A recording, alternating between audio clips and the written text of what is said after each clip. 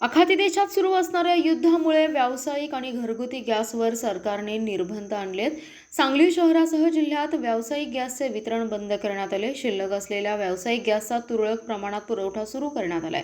घरगुती गॅससाठी बुकिंग कालावधी वाढवल्याने गॅस खरेदीसाठी ग्राहकांची धांदल उडाली आहे. सांगली आणि मिरजेतील गॅस एजन्सी बाहेर ग्राहकांनी आज सकाळपासून रांगा लावल्याचं चित्र होतं.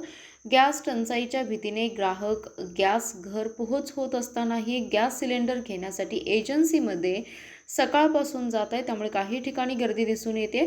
गॅस घरपोच सेवा सुरू असून ग्राहकांनी गर्दी करू नये असं आवाहन जिल्हा पुरवठा विभाग आणि गॅस वितरण एजन्सीकडून करण्यात आले. दरम्यान जिल्ह्यात गॅसचा काळाबाजार सुरू असल्याने जिल्हा पुरवठा विभागाकडून पथके नियुक्त करण्यात आली आहेत. त्यांच्याकडून गॅस एजन्सीची तपासणी सुरू करण्यात आली आहे.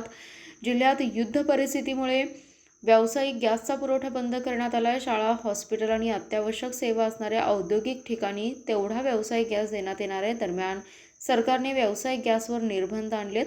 घरगुती गॅस बुकिंगचा कालावधी 15 दिवसांवरून 25 दिवसांपर्यंत वाढवलेला आहे. त्यामुळे एखादा सिलेंडर भरून घेतल्यानंतर दुसरा सिलेंडर मिळवण्यासाठी 1 महिना प्रतीक्षा करावी लागणार आहे. दुसरीकडे सध्या इंधनाचा तुटवडा नसला तरी वाढलेल्या गॅस दरामुळे वाहनधारक हैराण झालेत. गॅसचा तुटवडा निर्माण होण्याची भीतीही वाहनधारकांमध्ये निर्माण झाल्याने LPG गॅस पंपावर वाहनांच्या, विशेषतः रिक्षांच्या मोठ्या रांगा लागल्याचं चित्र पाहायला मिळते. यापूर्वी 55 रुपये किलो दराने मिळणारा गॅस आता आखाती देशातील युद्धामुळे तब्बल 80 रुपये किलो इतका झाला. या दरवाढीमुळे रिक्षा चालकांसमोर मोठे आर्थिक संकट उभं राहिले. मी महेश जोशी, मिरजचा नागरिक आहे. गेले 8 दिवसापासून आम्ही ऑनलाईन बुकिंगचा प्रयत्न करतोय, पण बुकिंगला रिस्पॉन्स येत नाही. टेक्निकल प्रॉब्लेम आहे सांगतात आणि डिलिव्हरी बॉय सुद्धा सांगतात की आमच्याकडे कुठला सिलेंडर नाही आहे. आणि ऑनलाईन पैसे भरून सुद्धा काही लोकांची तक्रारी आहेत की पावती घेतल्याशिवाय का नाही. आज सकाळपासून 2-3 तास झाला मी रांगेत थांबलेलो आहे. सलग 2-3 दिवस झाला असं त्रास व्हायला आहे. ही अत्यावश्यक सेवा आहे आणि घरगुती गॅस सिलेंडर जास्तीत जास्त पुरवठा करायला पाहिजे. औद्योगिक किंवा इतर कमर्शियल थांबून प्राधान्य ह्याला द्यायला पाहिजे. ती सेवा व्हायला पाहिजे. युद्धाचं वातावरण तापल्यामुळं लोकांच्यात एक भयभीत निर्माण झालंय आणि उद्या कोरोनासारखंच प्रमाण झाल्यासारखं काय करायचं आणि लोकांना फार त्रास व्हायला. याच्याकडे सरकारने जास्तीत जास्त लक्ष देऊन नागरिकांची सेवा पुरवठा व्यवस्थित व्हावा आणि भयभीत वातावरण जे आहे ते निवळून जावं एवढी सरकारला प्रार्थना. आणि आणखीन असंही ऐकण्यात आणि बघण्यात येते घरगुती गॅस सिलेंडरचा पुरवठा थकीत करून इतर जे स्ट्रीट फूड करतात किंवा त्या हॉटेल व्यवसायाला पूरक करून काळाबाजार केला जातो असा सुद्धा संशय येतोय. नागरिकांचं ते सुद्धा भयभीत वातावरण आहे आणि त्याच्यावर सुद्धा आक्रोश आहे आणि त्याच्यावर सुद्धा पुरवठा अधिकाऱ्यांनी लक्ष देऊन ते सुरळीत व्हावं एवढं प्रयत्न करावं. चालू करू. मी अंकिता सांगावे मिरजमधनं बोलत आहे.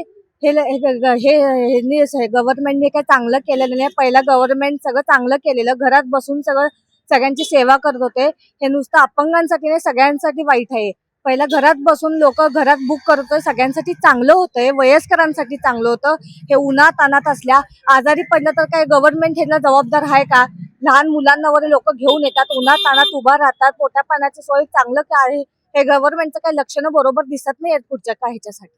स्वयंपाकाला अडचणी म्हणजे काय, गॅससाठी वाट बघत बसायचं, आता येईल नंतर येईल. हे लाईनीत लोक थांबणार, घरच्यांचं हे करत लाईनीत थांबायचं, लहान मुलांना घेऊन अपंगांना घेऊन अपंगांनी हे करत बसायचं, स्वतःची तब्येतीची हेळसाळ करत उन्हात आणत असं थांबायचं. हे काय बरोबर नाहीये. किती वेळ थांबायचं, महिना थांबायला लागते बुकिंगसाठी. आज येतो उद्या येतो असं करत गव्हर्नमेंट थांबणार. किती दिवस थांबायचं गव्हर्नमेंटनी.